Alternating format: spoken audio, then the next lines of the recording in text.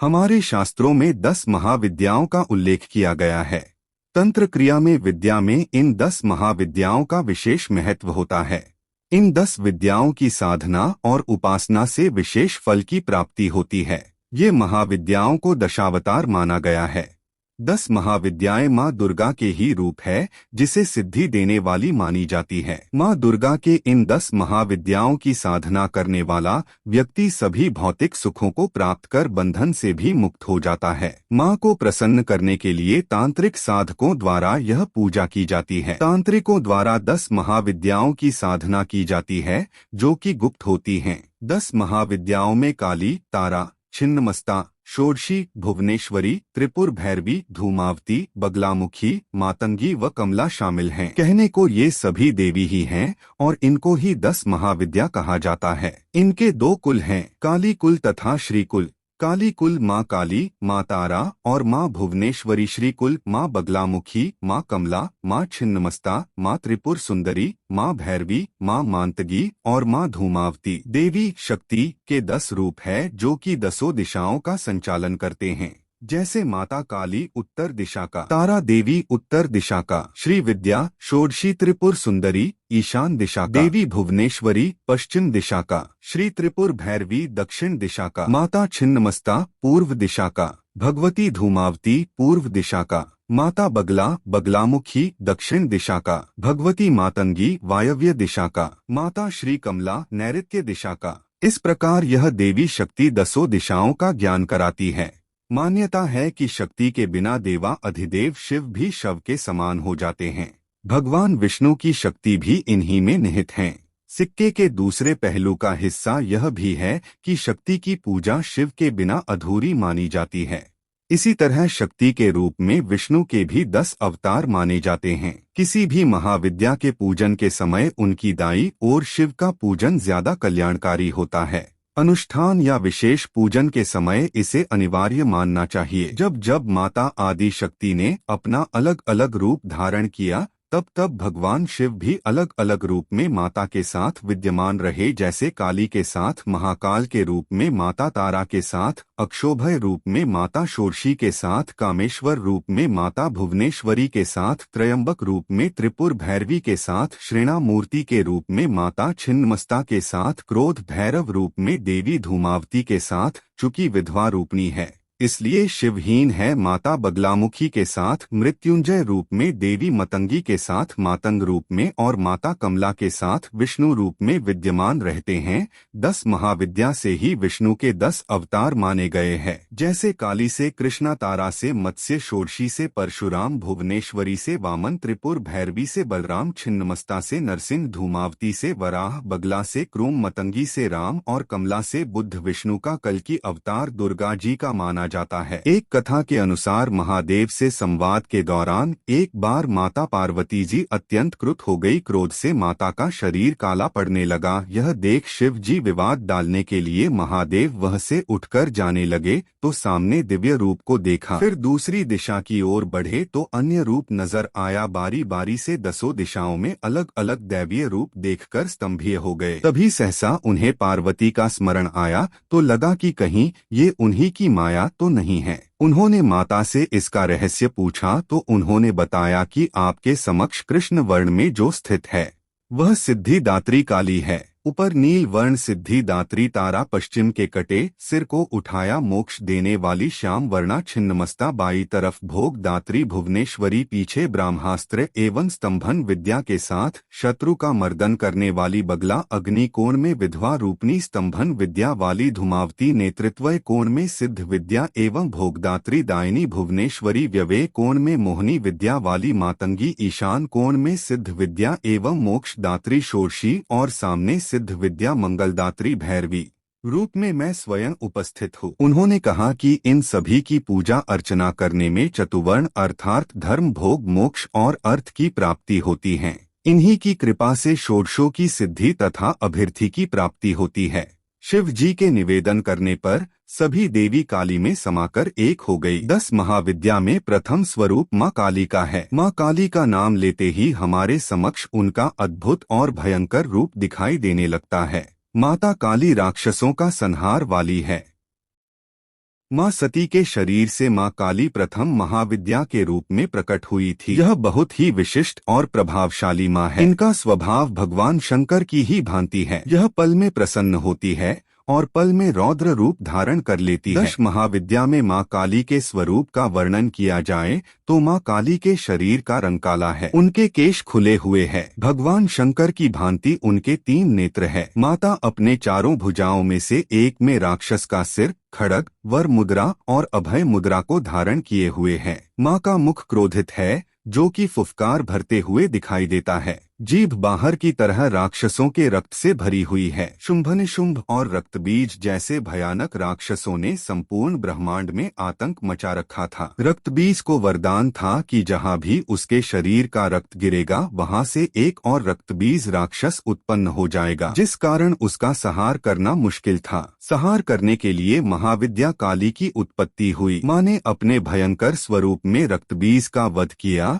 और उसके शरीर से निकले रक्त को पी गई ताकि वह धरती पर न गिरने पाए। इस तरह रक्तबीज जैसे रक्षा का विनाश हुआ। 10 महाविद्या में महाविद्या काली को परिवर्तन की देवी के रूप में भी जाना जाता है, इसलिए इनकी साधना से आप स्वयं में परिवर्तन ला सकते हैं। यह निर्भयता प्रदान करने वाली है। यह दुष्टों का संहार करने वाली है। साधकों की साधना से प्रसन्न होकर माँ उनकी कामना पूर्ण करती है। इसलिए ज्यादातर साधक माँ काली के भक्त होते हैं और उनकी साधना में लीन रहते हैं। इसका मंत्र उक्री क्री क्री हरी हरी हरी हूँ दक्षिण कालिके क्री क्री क्री हरी हरी हरी हूँ स्वाहा। 10 महाविद्या में देवी तारा दूसरी महाविद्या है। माता सती के शरीर से देवी तारा का जन्म हुआ था, इसलिए यह माता काली के समान मानी जाती है। महर्षि वशिष्ठ ने देवी तारा की सबसे पहले आराधना की थी। देवी तारा शत्रुओं का नाश करती है और मोक्ष प्रदान करती है। देवी तारा के 3 रूप है, एक तारा,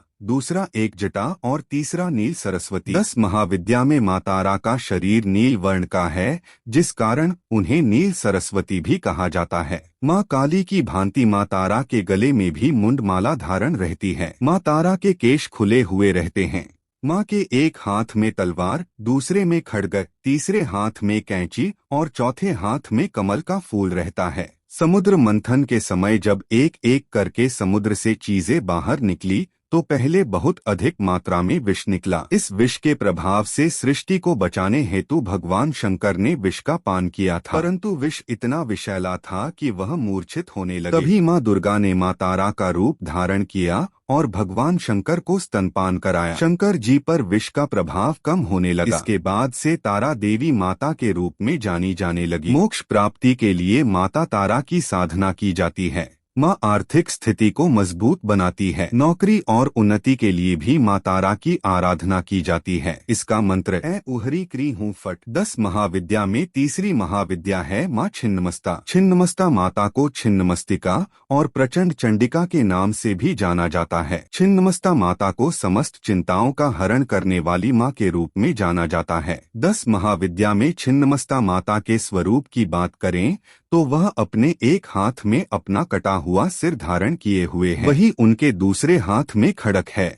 शंकर जी के समान इनके भी 3 नेत्र है और वह गले में मुंडमाला धारण किए हुए है। छिन्नमस्ता की उत्पत्ति के विषय में यह किंवदंती है कि एक बार माता पार्वती अपनी 2 सखियों के साथ नदी तट पर स्नान करने गई। कुछ समय बीतने के बाद उनकी सहचरियों को तीव्र गति से भूख लगने लगी और वह दोनों माँ पार्वती से शीघ्र ही भोजन की व्यवस्था करने को कहने लगी। उन्हें इस तरह भूख से व्याकुल देखकर माँ पार्वती ने तुरंत ही अपना सिर धड़ से अलग कर लिया, जिसके पश्चात उनका सर उनके एक हाथ में आ गया और रक्त की 3 धाराएं बहने लगी, जिसमें 2 धाराएं उनकी सखियों के मुंह में और एक धारा स्वयं माता के मुंह में जाने लगी। इस तरह माँ छिन्नमस्ता माता का जन्म हुआ। माता की उपासना से साधक को सरस्वती की सिद्धि प्राप्त होती है। माता चिंताओं का हरण करने वाली है।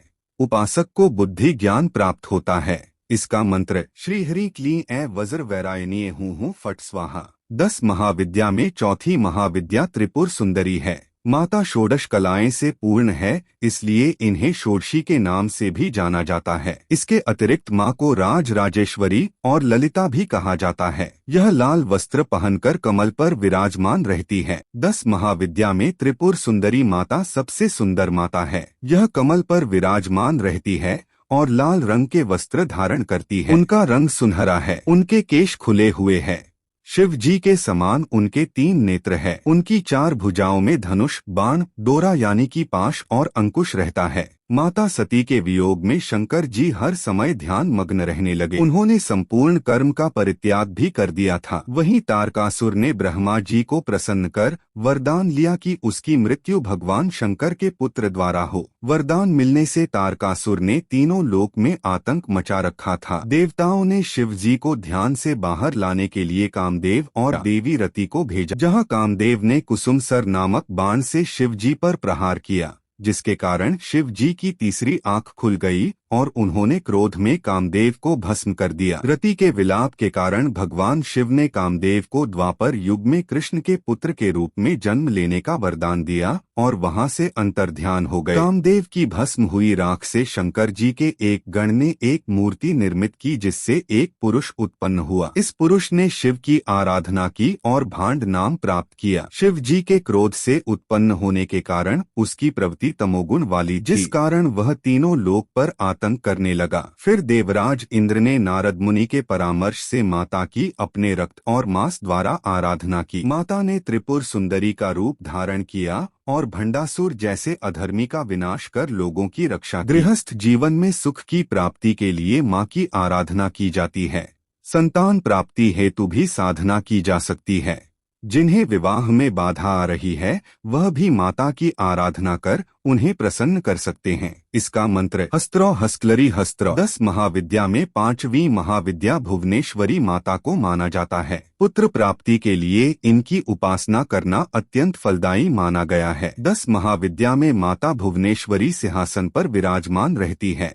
उनका वर्ण सुनहरा है, सिर पर चंद्रमा और केश खुले हुए हैं। वह लाल और पीले रंग के वस्त्रों से सुसज्जित रहती है। उनके 3 नेत्र है, साथ ही 4 हाथों में से 2 हाथ वरदान मुद्रा में है और उन्होंने 2 हाथों में अंकुश और पाश लिया हुआ है। बताया जाता है कि जब मधुकैटभ नामक राक्षसों ने धरती पर आतंक मचाया था, तब सभी देवता भगवान विष्णु से मदद मांगने पहुँचे। भगवान विष्णु ने मधुकैटभ से 5000 वर्षों तक युद्ध किया। अधिक समय हो जाने के कारण विष्णु जी ने योगमाया आद्या शक्ति से मदद मांगी। तब माता ने राक्षसों को मोहित कर दिया। दैत्यों ने विष्णु जी से कहा कि उन्हें ऐसे स्थान पर मारे जहाँ नहीं थल हो और नहीं जल। तब विष्णु जी ने अपनी जांघों पर रखकर उनका वध किया। इसके बाद ब्रह्मा, विष्णु और महेश ने आदि शक्ति महामाया की आराधना की। योगमाया ने ब्रह्मा जी को सृजन के लिए, विष्णु जी को पालन के लिए और शंकर जी को संहार के लिए चुना। इसके बाद तीनों देवों ने जब एक स्थान पर सिंहासन पर सुसज्जित देवी को देखा, जो अलौकिक शोभा से प्रकाशित थी, यह माता भुवनेश्वरी थी। माता की उपासना से सम्मोहन शक्ति प्राप्त होती है।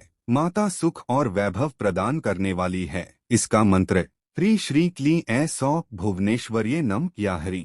10 महाविद्या में छठी महाविद्या भैरवी को माना जाता है। इन्हें त्रिपुर भैरवी के नाम से भी जाना जाता है। यह एक काल रात्रि विद्या होती है। 10 महाविद्या में त्रिपुर भैरवी माता के 3 नेत्र है। वह अपने चारों हाथों में पुस्तक, जपमाला, वर व एक में अभय मुद्रा को धारण करती है। वह लाल रंग के वस्त्र पहनती है और उनके गले में मुंडमाला रहती है। कथा के अनुसार एक बार आदि शक्ति माता काली को लगता है कि उन्हें फिर अपने गौर वर्ण में आना चाहिए। यह विचार कर वह अंतर्ध्यान हो जाती है। जब भोलेनाथ देवी पार्वती को समक्ष नहीं देखते तो वह व्याकुल होकर उन्हें खोजने लगते हैं। वह नारद जी से भी इस विषय में पूछते हैं तो नारद जी भोलेनाथ को सुमेरु के उत्तर दिशा में खोजने का परामर्श करते हैं। तब भोलेनाथ उस स्थान पर पहुंचते हैं। साथ ही नारद जी भी वह पहुंच जाते हैं और वह माता से शंकर जी के विवाह का प्रस्ताव रख देते हैं। यह सुनते ही माता क्रोधित हो जाती है और उनके शरीर से एक विग्रह उत्पन्न हो जाता है। यह विग्रह माता भैरवी का होता है। माता भक्तों को अभय प्रदान करती है।